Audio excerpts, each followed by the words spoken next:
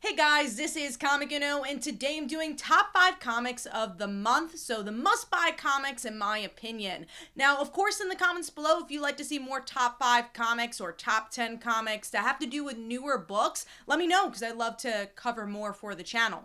Now, let's start with number 5, which is Robin and Batman issue 3, and this book honestly blew me away. It doesn't reinvent the wheel at all, but that's what I like about the book in general. It's a nice retelling about the early days of Robin and his relationship with Batman, and not really making it a superhero book. It's actually more of a father and son tale, and I think that's the angle that really makes this unique. And you have Dustin Nguyen on artwork to really bring this kind of storybook tale to life, and Jeff Lemire is just so good at family stories. This is a must-buy in my opinion. Now, moving on to number 4, which is She-Hulk issue 1. This is a new number 1 from Marvel Comics by one of my favorite Marvel writers, Rainbow, who worked on, for many years, Runaways, which is honestly was such a consistent book. And something I really saw a nice light in She-Hulk is that it definitely doesn't forget what has happened in She-Hulk. Even though in the past couple of years, there's a lot that's happened in She-Hulk, and I would say even inconsistently, where we get to see kind of a more very traditional Hulk character in Avengers. We got more of the PTSD storyline in Mariko's run. So there's definitely just been a lot of different tales with her, and I think that this book really embraces all the different eras of She-Hulk. Still dealing with what has happened in Avengers with her, and then also kind of her more fun fourth wall breaking storytelling here as well. But I would actually say Dan Slott's era really shines here. I would say it kind of feels very familiar to that, and I really like the more slice of life style of artwork here, and it does work very well with the superhero-esque aspect as well. And of course, something Rainbow does really well is the cliffhangers. We get a really big cliffhanger, say, oh my god, I can't wait for issue 2, and it honestly really propels to tell a story larger than just, She-Hulk's day-to-day.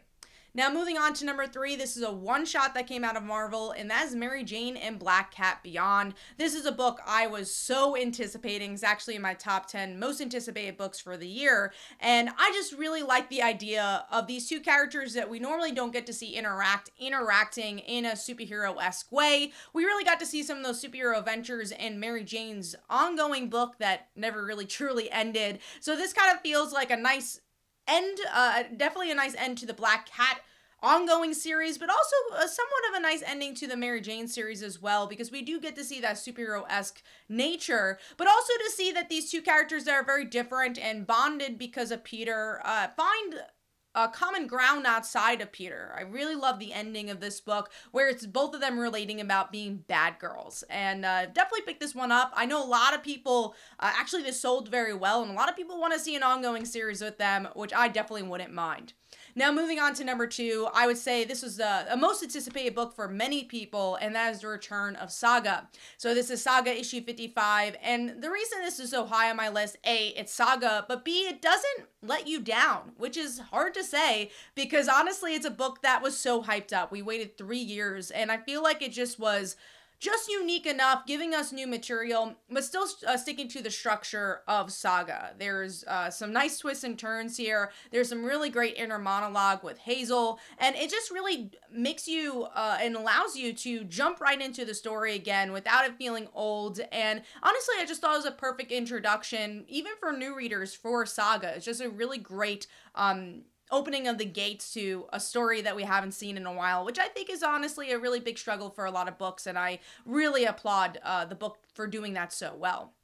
Now, moving on to number 1, a book that really surprised me. I wasn't even originally picking it up, and I was like, oh, let me give this a try. I'm a big Joe Hill fan, and that is Reign issue 1. Now, this is just a perfect issue 1, and right from that first panel where we hear our main characters in a monologue, I'm like, okay, I really like this character. And as we get along, the pacing is so beautifully done, where you really have that tension building to the big end of nails falling out of the sky, and it even though you know it's gonna come, even though this is a horror book, it just the way it gets you into that story is just so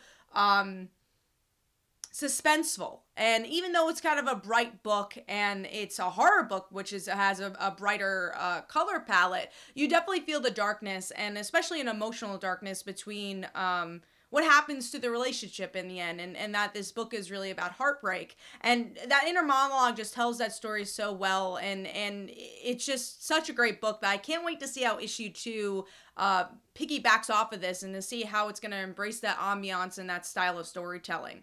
So that is my number 1 pick. Let me know in the comments below what your favorite books of the month are, and of course, what books are you looking forward to for the next month. So thank you guys, and I will see you guys in the next one. Bye.